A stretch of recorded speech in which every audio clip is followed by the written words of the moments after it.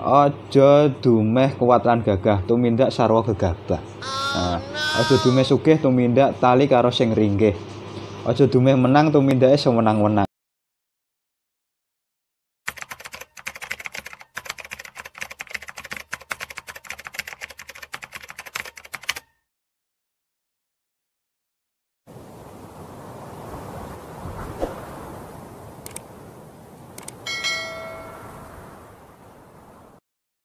Assalamualaikum warahmatullahi wabarakatuh.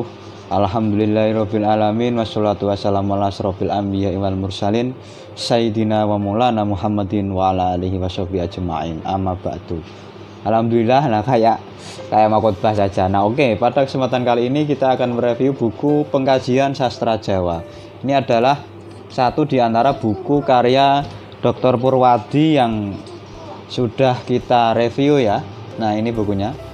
Nah, oke, kita langsung ke fisik atau biodata buku. Untuk judulnya adalah Pengkajian Sastra Jawa, pengarangnya Dr. Purwadi M. Hum. Cetakan pertama November 2009, penerbitnya Pura Pustaka Yogyakarta, dan tebalnya sekitar 276 ya. Nah, ini bagian dari buku penting dalam pengkajian sastra Jawa yang memang secara ragam sastra Jawa ini memiliki hal-hal yang menurut saya enigmatis, teka-teki atau memiliki daya rekaan atau daya imanensi dan transendensinya menurut saya luar biasa daripada sastra-sastra yang lain, karena sastra Jawa memang erat kaitannya dengan hal-hal yang bisa dianggap bagi orang yang nggak tahu ya klenek, padahal itu bagian dari dunia atau rolong sastra yang saya kira perlu didalami secara ilmiah. Nah, oleh karena itu buku ini saya kira sangat menarik ya, karena pengajian sastra Jawa ini sangat jarang orang yang tahu, dianggap itu mantra atau mistik, padahal itu bagian dari sastra Jawa, misalnya seperti itu. Nah, oke, kita langsung ke isinya. Untuk isinya sendiri, buku ini memang banyak menceritakan banyak aspek ya, dan ini menjadi bagian yang penting ya. Nah, pertama memang tentang teori-teori sastra ya, kemudian ada juga tujuan dan fungsi sastra secara umum, baru masuk ke bab-bab berikutnya yang memang bab kedua ini analisis perekonomian Bimo serta kontekstualisasi budaya. Misalnya ada tokoh Bimo, kemudian arti nama Bimo dan lain sebagainya, lakon Bimo Mungkus, Busono Bimo. Bab ketiga sastra mengajarkan ilmu kasampurnaan, dan ini sudah sampai pada intinya ya. Pertama adalah lakon Dewa Ruci, dan Dewa Ruci ini tentunya di dalam jagat pewayangan sudah tidak asing lagi ya. Kemudian lakon Noworuci, Tirto Perwitosari, kemudian konsep Triloka, Manunggaling Kawula Gusti, Martabat 7, ada juga bentuk penulisan ya. Konvensi penulisan sastra, dinamika sastra, bentuk penulisan sastra, makna judul cerita, asal-usul cerita, penulis cerita, dan lain sebagainya.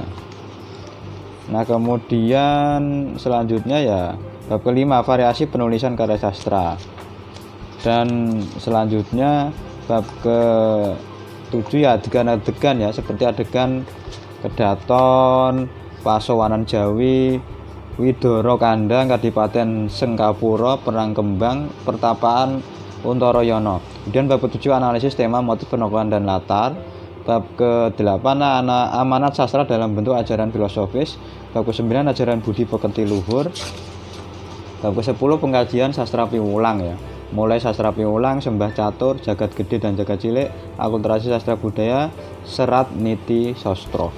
Di buku ini saya kira menjadi bagian penting terutama dalam mengkaji konsep-konsep sastra Jawa yang itu tidak hanya arahnya pada karya-karya tulis sastra lisan maupun sastra tulis, tetapi juga dalam bentuk sebagai pengembangan lokal wisdom maupun lokal knowledge dan lokal genius, dan bisa ditambah dengan pendidikan karakter yang dapat dikembangkan melalui sastra Jawa itu sendiri. Beberapa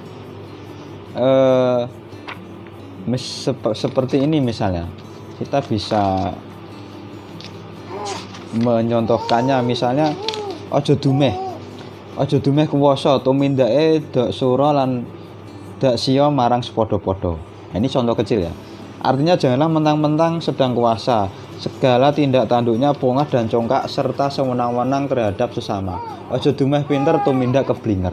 Ini contoh bagaimana orang Jawa itu menulis sastra tetapi mudah diingat, mudah dihafal, dan bentuknya mungkin ragamnya tidak seperti prosa maupun puisi ya, tetapi kalimat atau kata-kata mutiara yang saya kira setiap orang hafal itu. Sekali diucapkan itu ya banyak yang hafal. Sekali lagi ya, misalnya ojo dumeh kuat lan gagah tumindak sarwa gegabah. Nah, ojo dumeh sugih tumindak tali karo sing ringgih.